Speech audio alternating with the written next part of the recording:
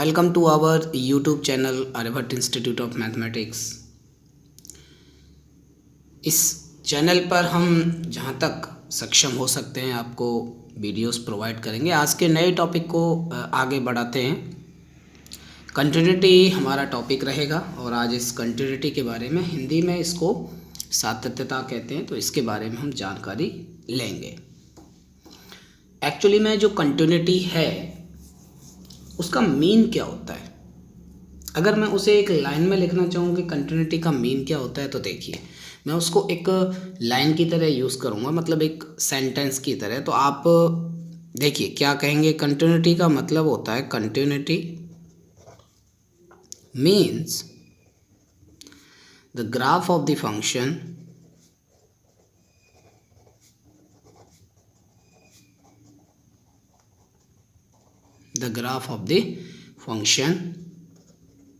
should be drawn without lifting the pen in the domain। ये इसकी एक language होती है। मतलब अगर हम कंटिन्यूटी को इस तरीके से जानना चाहते हैं कि एक्चुअल में कंटिन्यूटी क्या है, किसी भी फंक्शन की कंटिन्यूटी इस बात को शो करती है कि उस फंक्शन का जो ग्राफ होगा वो अपन बिना किसी पेन को उठाए ड्रॉ कर सकते हैं। That is the condition for the continuity. इस कंटिन्यूटी की डेफिनेशन को और सिंपली समझने के लिए हमें क्या कहना होता है, और सिंपली समझने के लिए हम ये कह सकते हैं कंटिन्यूटी में कि सिंपली वी कैन से, और इसको थोड़ा सा डिफाइन करूँ मैं, simply we can say graph of the function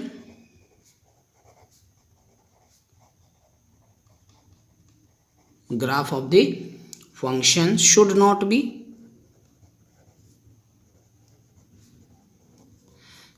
be broken from anywhere। कहीं से भी टूटना नहीं चाहिए फंक्शन का ग्राफ। यानी कि अगर हमने फंक्शन को ड्रॉ करना शुरू कर दिया ना, कर्व को ड्रॉ करना शुरू कर दिया, फंक्शन के ग्राफ को ड्रॉ करना शुरू कर दिया, तो वो एक कंटिन्यू फॉर्म में होना चाहिए, right.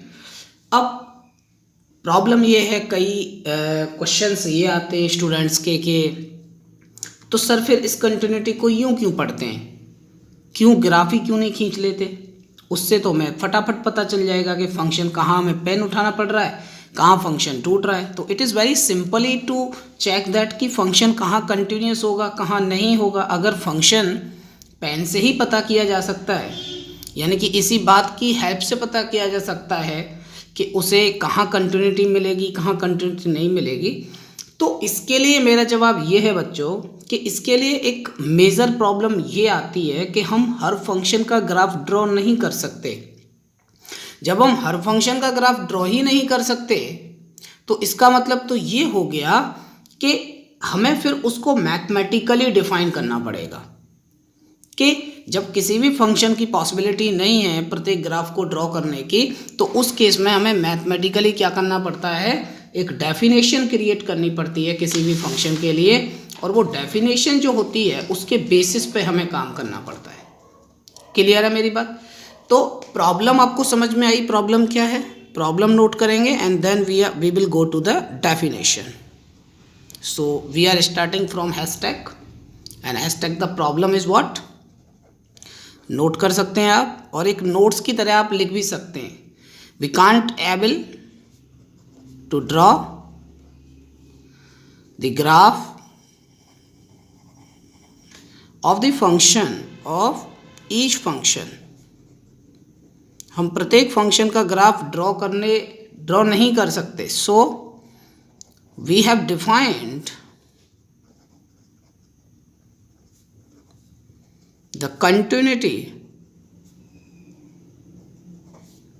Of the function mathematically. तो जब हमने फंक्शन के कुल मिलाकर के हम जब फंक्शन के ग्राफ को ड्रॉ नहीं कर सकते, हर एक फंक्शन के ग्राफ को, ऐसा नहीं है कि हम कर सकते हैं, कई सारे फंक्शंस की ग्राफ ड्रॉ किए जा सकते हैं और उनकी हम continuity with the help of graph ही बता सकते हैं। बट जिन फंक्शन के ग्राफ ड्रॉ नहीं किए जा सकते उनको हमें मैथमेटिकली फॉर्म में कैलकुलेट करना पड़ेगा, और इसीलिए मैथमेटिकल फॉर्म में कैलकुलेट करने के लिए कंटिन्यूटी को मैथमेटिकल डेफिनेशन बनाई गई उसकी। ओके, तो बच्चों मैथमेटिकल डेफिनेशन उसकी क्या क्रिएट हुई, नोट करिएगा मैथमेटिकल डेफिनेशन क्या है कंटिन्यूटी की। तो देखो मैथमेटिकल डेफिनेशन ये है कंटिन्यूटी की। चलिए लिखिए कंटिन्यूटी की डेफिनेशन में, हेडिंग डालेंगे आप continuity of the function F X at point C. किसी सी पॉइंट पर फंक्शन की हमें क्या चेक करनी है, continuity. How can we check the continuity, so let we start. The first condition is that x is equal to C, that is जिस point पर हम कंटिन्यूटी चेक करने जा रहे हैं इज पॉइंट इन डोमेन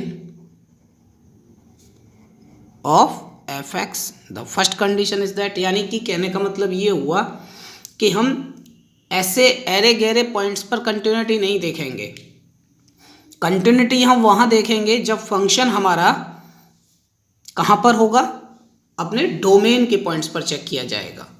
यानी कि अगर कोई सी पॉइंट डोमेन का मेंबर है तो इसका मतलब वहाँ हम पॉइंट की कंटिन्यूटी चेक कर सकते हैं। तो डोमेन के बाहर किसी भी पॉइंट पर कंटिन्यूटी चेक नहीं होती, डोमेन के अंदर के पॉइंट्स पर होती है। And the second definition, the second condition is that fx is said to be, fx is said to be continuous at point x is equal to c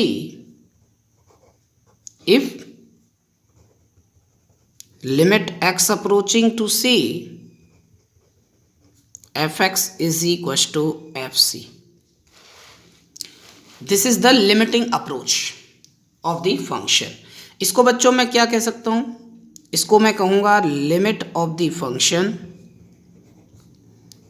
limit of fx at x is equal to c is equal to, यहाँ पे कहेंगे value of the function, क्योंकि बच्चों ये F C है, इसका मतलब F C क्या है, value of the function F X at C. Clear हुई मेरी बात, मैं क्या शो करना चाहता हूँ यहाँ पे, यानी कि फंक्शन की कंटिन्यूटी को अपन कैसे प्रेजेंट करना चाहते हैं ये आपको यहाँ समझना चाहिए। क्लियर है मेरी बात। अब बात आती है इस लिमिट की। हालांकि आपने 11th क्लास में लिमिट्स के बारे में पढ़ा होगा कि लिमिट कैसे एग्जिस्ट करती है, नहीं भी पढ़ा है तो कोई प्रॉब्लम नहीं है, अपन यहाँ पर डिस्कस करेंगे लिमिट को कैसे अप्रोच किया जाता है और क्या उसके कंडीशंस होती हैं। ठीक है, तो चलिए अब लिमिट के बेसिस पे काम करना शुरू करते हैं। एक्चुअल में इस चीज़ का मतलब क्या है जो हमें यहाँ पर दिखाई दे रहा है कि जब एक्स सी को अप्रोच करेगा एफ एक्स के लिए तो वो वैल्यू कितनी आएगी, एफ सी। इसी केस में फंक्शन क्या कहलाएगा, कंटिन्यूअस कहलाएगा। किस पॉइंट पर, सी पर। ये सी पॉइंट कहाँ का होगा, ये डोमेन का पॉइंट होगा। ओके, अब लिमिट अप्रोच करने का मतलब क्या है, अगर लिमिट एग्जिस्ट करती है यानी कि limit X going to C F X exist finitely, ध्यान देना इस वर्ड पर। फाइनाइटली का मतलब है ऐसे ही कोई एरी गैरी वैल्यू नहीं आनी चाहिए, कोई ऐसी वैल्यू आनी चाहिए जो हमें पता हो, जिसकी एग्जिस्टेंसी हो, यानी कि वो एक रियल वैल्यू आनी चाहिए। क्लियर है मेरी बात, रियल वैल्यू, और वो रियल वैल्यू भी फाइनाइट होनी चाहिए। तो ये एग्जिस्ट करेगा व्हेन, आपको शर्त भी पता होगी, जब left hand limit and right hand limit both exist करती हैं। तो लेफ्ट हैंड लिमिट को बच्चों कैसे रिप्रेजेंट करते हैं, सी के ऊपर नेगेटिव लगा देते हैं, ये F X is equal to C plus F X. इसको बच्चों राइट हैंड लिमिट कहते हैं, इसको लेफ्ट हैंड लिमिट कहते हैं। जब ये दोनों एक साथ एग्री होती हैं और ये दोनों की दोनों एग्री होकर के जब एक फाइनाइट वैल्यू के बराबर आती हैं, तब हम कहते हैं कि हाँ ये लिमिट अब एग्जिस्ट करेगी। क्लियर है ये मेरी बात? ओके। तो हमारा फंक्शन जब इस लिमिट को लेकर के एकदम रेडी हो जाएगा कि हाँ ये लिमिट एग्जिस्ट करती है और ये अपनी कोई वैल्यू देती है, वो वैल्यू वही है जो एफसी की है, तो फंक्शन हमारा कंटिन्यूअस कहलाएगा। ठीक है, ओके। अब आगे बढ़ते हैं इसमें हम। चलिए तो आगे बढ़े हैं।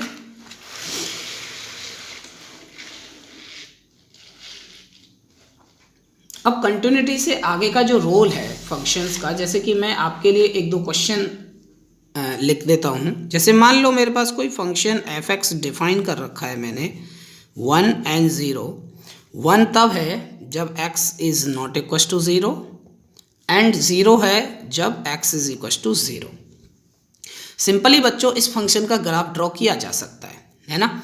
तो ग्राफिकली अप्रोच इसमें लगाते हैं। This is the real line, okay, and this is the y axis, this is y axis, okay, and this is x axis real line. Real line पर बच्चों ये पॉइंट कौन है? 0, और ये वो सारे पॉइंट हैं जहाँ पर x की वैल्यू 0 नहीं है, यानी कि या तो वो इधर होंगे या फिर वो इधर होंगे। क्योंकि x 0 नहीं है तो इसका मतलब या तो x पॉजिटिव है या फिर x नेगेटिव है। तो नेगेटिव मतलब यहाँ, पॉजिटिव मतलब यहाँ होगा। क्लियर है ये बात? तो जब x पॉजिटिव होगा, x नेगेटिव होगा, तो इन दिस केस फंक्शन की वैल्यू क्या होगी? 1 होगी। मतलब 1 एक वैल्यू है, ये रही।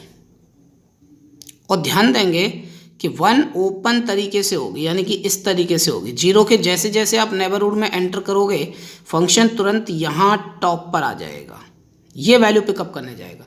जब आप इधर बढ़ना शुरू करोगे तो फिर से आपको ये फंक्शन की वैल्यू तो 1 ही मिलेगी, लेकिन बच्चों ओपनली फॉर्म में मिलेगी। This is value 1, okay.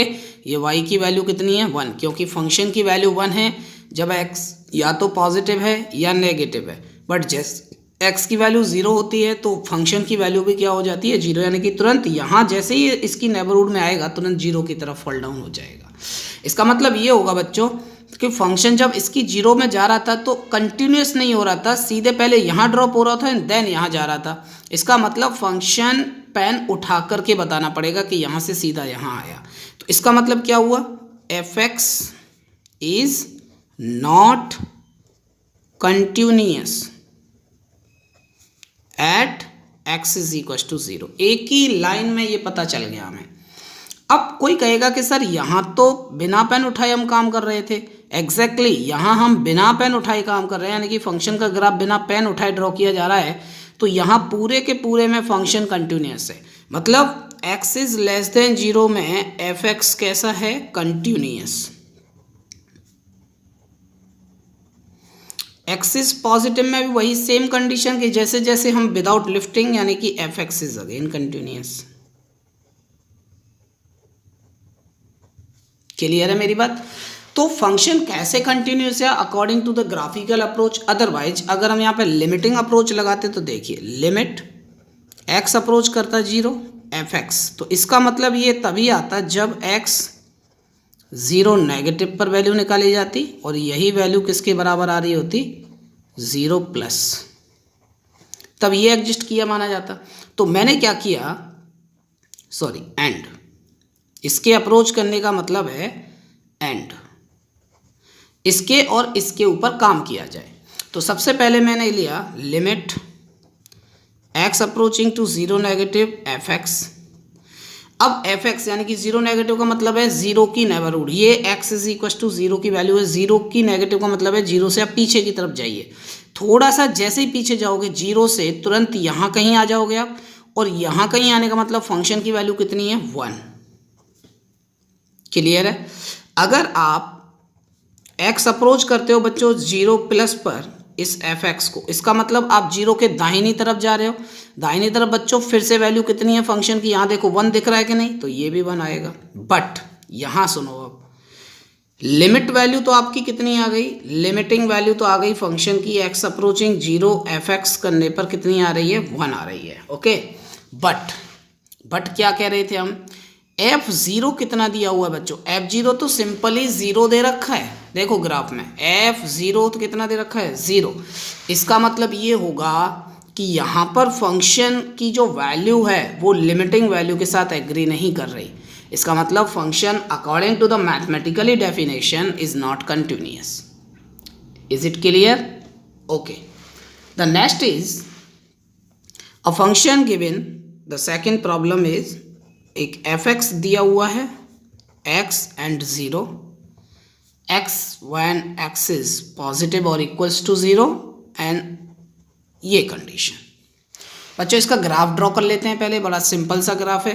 y is equal to x एक लाइन है जो पॉजिटिव है, यानी कि अपन इस तरीके से एक ग्राफ ड्रॉ करेंगे। This is your x axis and this is your y axis. बच्चों जब x पॉजिटिव या बड़ा है तो फंक्शन का ग्राफ ये आएगा, एक लाइन आएगी y is equal to x की, this is the line y is equal to x।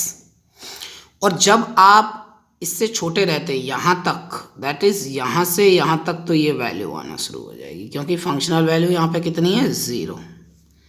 क्या मेरी बात आपको अच्छे से क्लियर हो रही है? यानी कि फंक्शन का ग्राफ ये होगा।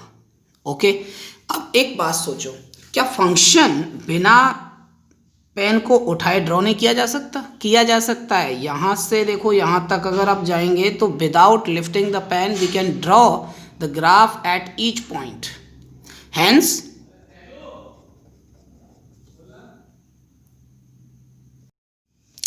तो इस केस के लिए क्या हो जाएगा? y is equals to x, without lifting the pen we can draw the graph. Hence, f(x) is continuous at each point.